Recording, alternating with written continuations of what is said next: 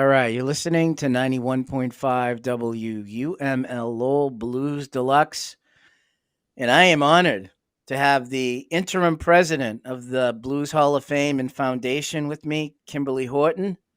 Hello there, Kimberly. Hi, how are you, John? Nice to be here. I am so overwhelmed by winning that KBA award, and I want to thank you for calling me and telling me that I did win. That was great. Well, most deserving, most deserving. Glad you were able to be here in Memphis and accept it in person, and glad I got to meet you in person. Yeah, it was only brief because I was in a kind of a whirlwind coming in and leaving. I left so quickly, but if I had come in earlier like I wanted to and my flight wasn't canceled, we'd be able to spend some time to chat. But it was kind of a whirlwind day and night, and then I had to leave again. But it was worth it. It was a lot of fun. Great, great. I'm glad you had a great time. And it was fun to have Jennifer Magnus as the MC as well. Something different for us. Art Tapaldi has been the MC for the Keeping the Blues Alive. Oh my God, he's been that MC for years. And Art, of course, was headed out to the Blues Cruise, so he couldn't be with us this year. And I said, well, this will be the perfect opportunity to do something different.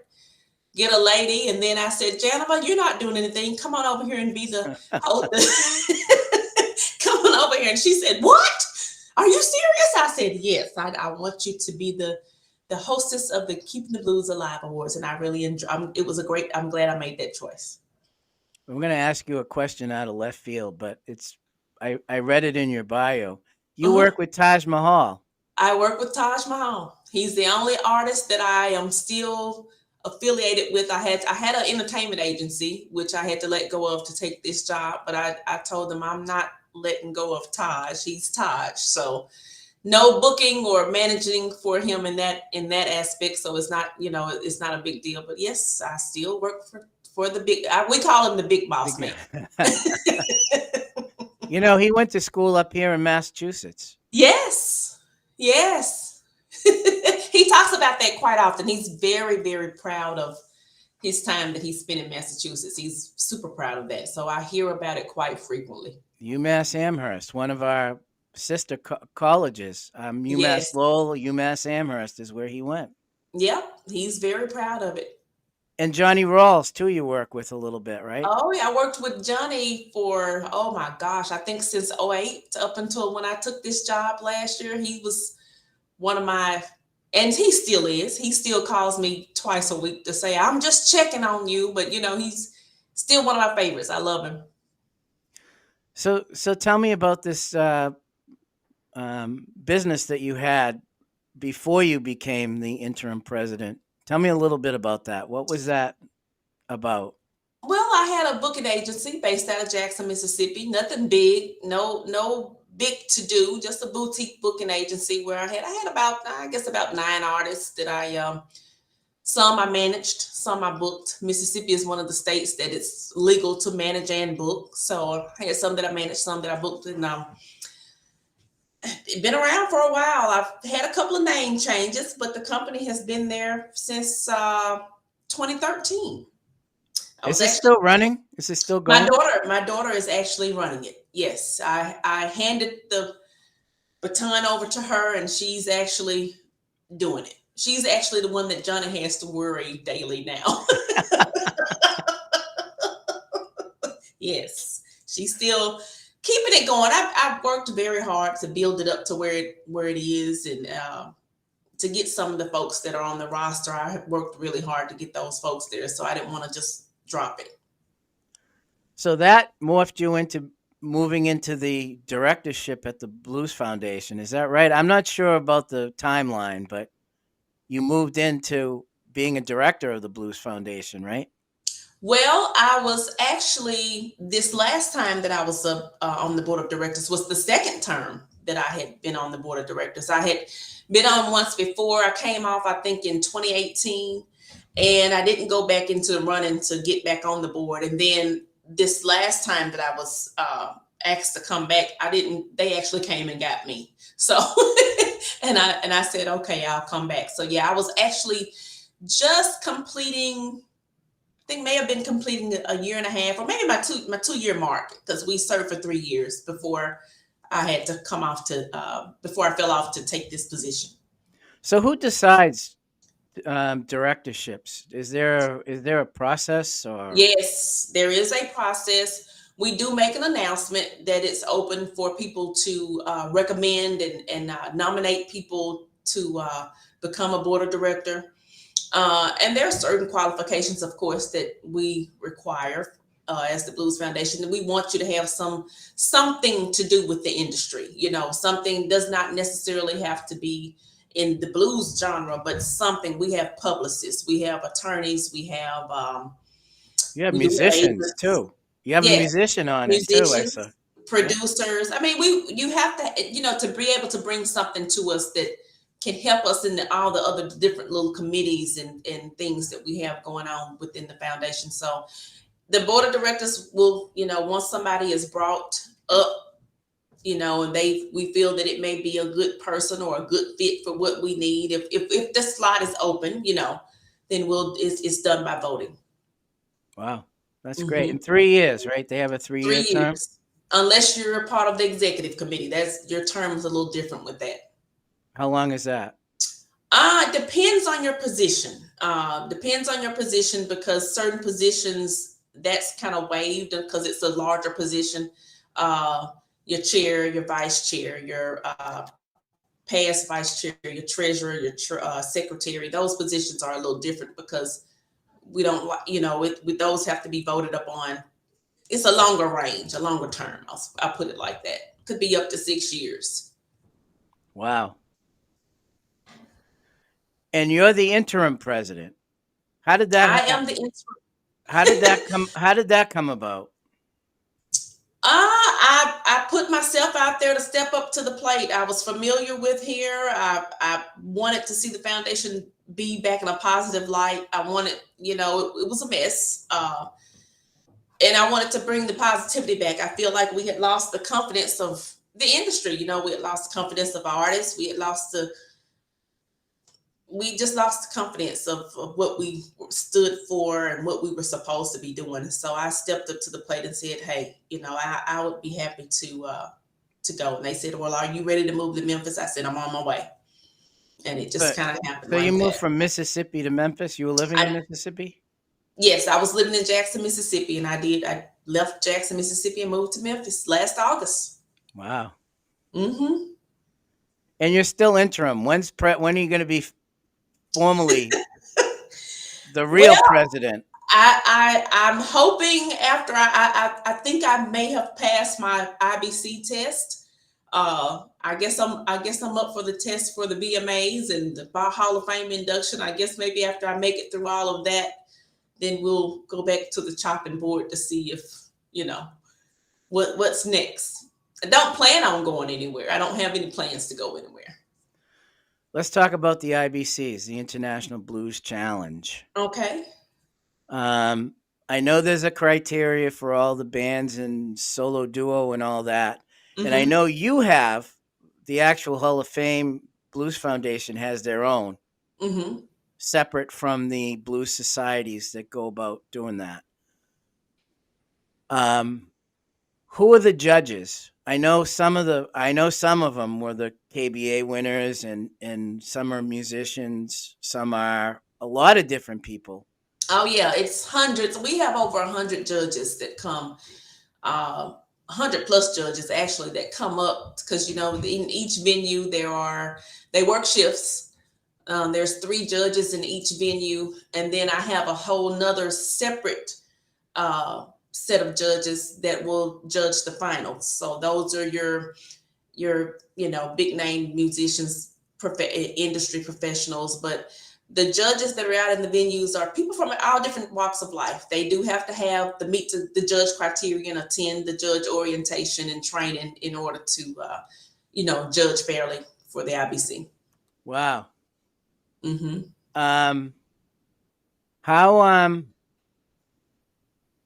What does the winner get for the IBCs? Oh, there are monetary prizes. They get booked on gigs that they probably would not be able to get without having the IBC champion title, um, as well as they get advertisement. Lee Oscar stepped up this year and made sure every winner received something from Lee Oscar harmonicas. So they Wow. get a nice package. Yes. And the runner-ups? Same thing. They get a monetary prize, and they also, not as a large of a scale as the first place winner, but they do receive festival bookings, advertisement opportunities, as well as Lee Oscar provided something for everybody this time, every winner. That's great. Mm-hmm. So every year it's different, right? Someone provides. Every year it's different. This is the first time that we've partnered with Lee Oscar Harmonicas, which was a very good thing for us to do. I think it was a good thing for Lee Oscar Harmonicas and for the Blues Foundation. But he made a very valid point that not only harmonica players like harmonicas. So everybody got something, and you could see the difference of the with the winners. And this time we didn't do just a plaque for, normally when there's a plaque presented, the only person that gets it is the band leader, and decided no, everybody participated. We want everybody to receive something, so they all got a medallion. So everybody walked away feeling like they had accomplished something once they made it to the stage on the finals. That's great. Mm-hmm. It's exciting time. So the IBCs are worldwide. People from all over the world come to Memphis to compete. Yes, we had about, I believe, if I remember correctly, I think we had like 22 countries here this time. Wow, that's a Yes, lot. a lot, a lot. Not as many band members bands as a whole as we've had in the past, but we did have about 22 countries here. Wow. Mm-hmm. So let's talk. It's a big to do. Yeah, it is, and Beale Street was nuts when I Mm-hmm. was there. It was crazy. Mm-hmm. And you're right up. It's great. Is that your? That's not your office on the second floor there of what is it? 159 Beale Street. No, our offices are actually located on Main Street. We use 152 Beale as our headquarters while we're 152. Yeah. down there. Yes, we use that as the headquarters for the IBC while we're on Beale. But then our actual office is here at the Blues Hall of Fame Museum, which is at 421 South Main. So let's talk about the Blues Hall of Fame. There's actually a Blues Hall of Fame. People don't realize, but you have Yes. a building with the Blues Hall of Fame in it. Tell me a little bit about that and what's in it. Oh my gosh, it's absolutely beautiful. It's artifacts from, of course, to be in the Hall of Fame, you have to be inducted, of course. But everything down there is Hall of Fame inducted musicians. We have artifacts, we have music, we have interactive screens down there that you can actually go in, push and get different information. We have booths that you can actually go and sit in, and there's interactives in there as well. But it's so much history down there. I mean, people come in and they stay down there. Some of them stay for hours because they want to read and touch everything that they can read and touch. So it's absolutely beautiful. We have awards on display. We have lots of instruments on display from different musicians, clothing, shoes, luggage, whatever you can think of is down there. Whatever the family, wants us to have on display, we have it. So that's on Main Street, right? Yes, 421 South Main Street. Wow. Mm-hmm. So next time you come to Memphis, you have to come by and visit. Well, you had water leak in there, you said. Yeah, we did. We had a little water leak that the day of the actually after the KBA brunch, we had a little problem here, but it was resolved rather quickly because we had to shut down for a few minutes for a day or so just to get all of that cleaned up and so we could be back up and running. But things happen. It's an old building. We love it, but we have to continue to take care of it to keep it here. But we're back up and running normally now. Good. Mm-hmm. KBAs. I was nominated, and I was. How do people get a KBA? I know that the nominations happen within the Blues Foundation, But how But did some actually, what? not really. No? They come from the KBA committee, and the only persons that can nominate for a KBA is a previous recipient or an affiliate.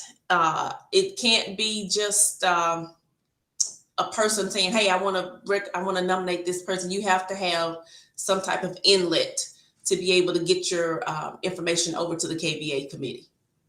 And how does someone win a KBA? If once you're nominated, what happens? Oh, the committee goes into a heated several week investigation about whoever's nominated. And that's kind of how it happens. And it's voted upon at that point. It doesn't actually happen here. The KBA committee handles all of that. And who's on the KBA committee? Now that I can't tell you. Oh, okay. That's secret. That's secret information. Wow. Okay. I was just wondering how I made it through. You qualified. Look at Yeah, what you're doing. I mean, I know. you are more than deserving. I mean, you have done a lot of work. You have paved a lot of roads. You've opened a lot of doors. You have done a lot of work for the blues industry. So no need to ask how. Just you Well, made it. the KBA committee saw all that. That's good. They saw all of. Trust me, they dig in places you don't even know exist yourself. I mean, they don't miss anything. So you deserve it. You Good. deserve it. So let's talk about the BMAs and how the nominations and those are taken care of. How that works. Well, we have nominators for.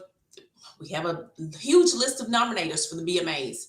The process starts with the artists, of course, with them uploading. We do everything digitally now. We used to have the artists send in their product, but that's expensive for the artists and it's expensive for the Blues Foundation. So we do everything digitally now. So they upload their the product. And then the list of nominators will go through, and it goes through a screening process, and then it goes through the nomination process. And the nominators are secret as well, but that's how it happens. And then the voting is done By members. You have to be a member of the Blues Foundation to vote. So if there are people out there listening that see people that are nominated that they want to vote for, you need to go to blues.org and join. There's it's as little as $25 so that you can vote for the artist that you would like to see walk away with that Stickman trophy. Wow. Mm-hmm. That's pretty inexpensive to be able to do that. Oh yeah, it allows you free entrance to the Blues Hall of Fame when you come by in Memphis, and it's just to be a part of something really big that are we are out here for the artists with the the Heart Fund, Generation Blues. When we did have the COVID Emergency Relief Fund, we've changed it into the Emergency Relief Fund for musicians, the Musician Emergency Relief Fund now, because there are so many things that musicians need that were not COVID related that we couldn't cover with that fund. So, when the memberships help us to be able to make a lot of things possible to help musicians stay, in the run of things. Do you know how big your membership is? Oh, we got about 4,000 right now. Wow. And growing. We're looking to get on back to where we were prior, pre-COVID. So, things are coming back and turning them back around slowly but surely. We always have a big boost at this particular time of year because people do want to join so that they can vote, because you cannot vote without being a member. But, of course, that includes people that are outside of the United States as well. Not the affiliates, just individual members. So let's talk about the other things. The generation, you mentioned some of the funds that you're working with. Yeah, we have Generation Blues, which previously we used to give many grants to individuals, underprivileged kids, or someone that normally would not be able to attend a blues camp for the summer. So previously we would just give that to the person. Now, in order to get that grant, the affiliate, one of the blues societies, have to submit for it, and then they distribute it from their end. So we do Generation Blues that help kids. You know, we have the Pantop Perkins Foundation come up during the IBC. We have the youth workshops, you know, because there are lots of younger folks, the younger generations that want to learn about the blues and learn how to play different instruments. So we try to make that available to them because they are the next generation to keep the blues alive. So that's one of our babies. And then, of course, the Heart Fund. The Heart Fund is strictly funded by donation, but what it does is we are able to help musicians that are in situations where they may not be able to pay a car note or a mortgage or something because of a medical problem. So those, or they can't afford to get their glasses, or they can't afford to get their dentures. So we try to step in to help with that. And of course, sadly, we do cover, funeral services with the Heart Fund. So we're there for that. And then the Musician Emergency Relief Fund took the place of the COVID Fund that will allow us to help those musicians a little more that were not in a situation where they were directly impacted by COVID.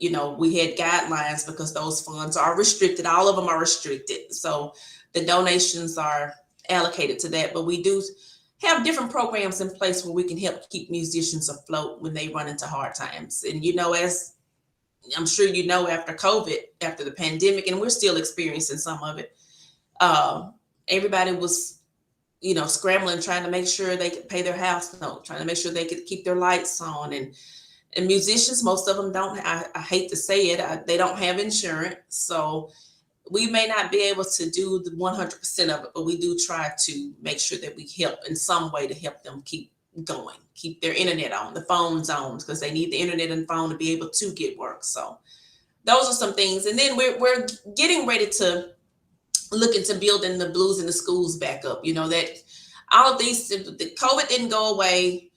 That fund didn't go away. Heart Fund won't ever go away. Generation Blues won't go away. But then some of the things that we were looking to do outside that we have to actually physically be there for, of course, those things got put on the wayside because of the pandemic. And we're looking to get those things back up running so we can, be present again in the community. That leads me to another question. Okay. In reference to some of these older blues artists that don't have a lot of money and can't get gravestones or headstones, it just has markers. Is there any? Do you don't support any of that, or is that? I know there's someone out there that does. Now we will pay for funeral service. We will help with the actual funeral service. Because that's what they have. That's the most expensive part. And most families, that's what they're scrambling for. So we will help with that. I don't know what other entities, help with the gravestone markers and so forth, but we do help with the burial service itself. Yeah, I know of one of Muddy Waters' guitar players here in Massachusetts. Mm-hmm. Luther Georgia Boy Johnson. He just had a marker, no headstone. And I guess there's a company out there that was able to get one for him. Wow, that's wonderful. That's wonderful. Yeah, I think if it's included, sometimes the funeral home will allow you to include it. But we go through to make sure everything is legitimate. We don't just send stuff out, and we do talk to the funeral homes periodically when necessary. But that's, to us, that's the most important thing. And of course the market is important too, but of course the family is always scrambling with this. Some of the older musicians, and not just the older musicians, some of the younger musicians, they just don't have, they don't have insurance. Right. Yeah. So what is your vision as interim president that you want to see the Blues Foundation and Hall of Fame look like in the next 2 or 3 years? My immediate goals and visions is to get more young people involved. I am looking to, broaden our horizon as far as awareness that we are here. A lot of people don't even know that the Blues Foundation even exists. So that's one of my big goals that I've already started working on. I see us being more visible to not just the blues community but just more visible, because a lot of people don't know that we're here. And I just want to get more young people involved so that they will be able to keep the blues going, later on. Because if they don't grab the interest of it, then where will it end up? And I want it to stay alive. So one of my visions is to make sure that more young people are involved. Wow. One last question. Okay. The BMAs are in May. May 11th at the Renaissance Convention Center. And what's that like? I've seen what it's like for the KBAs and IBCs. What's that like compared to the IBCs? It's totally different. It's like the Grammys of the blues. It's a gala. Everybody's dressed up. The lights are dim. It's fancy. You get to walk the blue carpet, and it's just a fancy event for the blues, and I'm looking forward to it. But keep a button up to that the night before we do the Blues Hall of Fame induction. So that's kind of opening up the setting for the next day. But it's a fancy get dressed up black tie to do, and we look forward to it. And it's just a fun event. It's a very fun, classy blues event. And all the clubs are humming like they were at the IBCs, I bet, that week. Well, it's not so much a week-long thing like the IBCs. The IBC, yeah, we take up the week. This is more geared toward just Wednesday and Thursday. That's your focal points, Wednesday and Thursday. So, and you still got the big crowd of people, but everybody's kind of sort of like in one place, opposed to all up and down Beale Street. You can find everybody pretty much in the Sheraton. I mean, because that's the host hotel. So you see everybody there because that's where everybody is. And, because we want to be where we can just walk across the bridgeway to the convention center. So, but it's a big to do. It's a big to do too. I wanted to ask the question so people that go down there can actually experience all of that, because it was great for me to experience the whole thing at the IBCs, to see it all. And it's even better, walking down the street, going into a club and seeing one of the local bands competing. That was great. Yeah. We had some Memphis bands this year. I think that was exciting for a few folks, and we're glad to see that Memphis actually came out and were, they were supportive of the local bands. Yeah, that was a big deal too. Yeah. Exciting. So how do people find out about you and the Blues Foundation? Where can they go? They can go to blues.org. That's BLUES.org. Everything that has to do with us is right there. Our direct contact numbers and emails are listed there as well. We are here to help in any way that we possibly can. And online, you have online presence with, you have Facebook or anything? Oh, yes. Facebook and Twitter. We're pretty active. We're more active on Facebook than we are on Twitter, but we do have a big online presence on Facebook. That's something that kind of died off during the last year. And I've been working diligently with my communications director to make sure all that stuff is back up and going. We have the newsletter back going. We send out a newsletter once a month. So that's back up and running. So we're trying to make sure that people know we are still here. We are still operating. We are still in existence, and we are still doing what we have to do to make sure people know that the blues is alive and well. How do people get to the newsletter or get information? The newsletter is normally sent out through MailChimp, and it's sent to our membership database. So it's once you become a member and your email address is captured, then you will start receiving the newsletter, the monthly newsletter. Wow. One of the perks of being a member. I'm a member. It's great being a member. And the best part, when I went down there, I can get into any club with my little ID. It was great. Exactly. You got that. We sell those every year though. That's the IBC pass. You buy it. It's actually the cheaper way to do the IBC, because if you do the wristband every night, you're spending $10 or $15 a night, and then you have to go and purchase a separate ticket to the finals, whereas that gets you everywhere. So Yep. why not just buy the one thing, and so you can have access to everything? And then if you do have you purchase your pass for the finals, then you have the option to purchase premium seating at that point to guarantee that you have a seat. There you go. Mm-hmm. Yeah. Well, I just want to say thank you for taking some time out of your busy day. I know you were busy with a grant last time we spoke, trying to get a grant completed. Yes, and I got it completed. Woohoo! And anytime that you need to promote anything for the Blues Hall of Fame or the foundation, you'd like to come back on with me, I would love to have you. Thank you so much. I appreciate that. Just remind everybody, Blues Hall of Fame induction is May 10th. The awards is May 11th. Tickets are on sale right now at blues.org.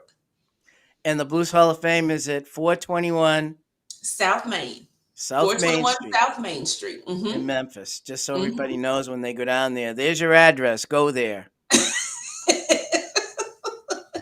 Yeah, we're on all the little touristy listing things. So we're here. It's $10 to get in. If you're a member, you get to get in for free.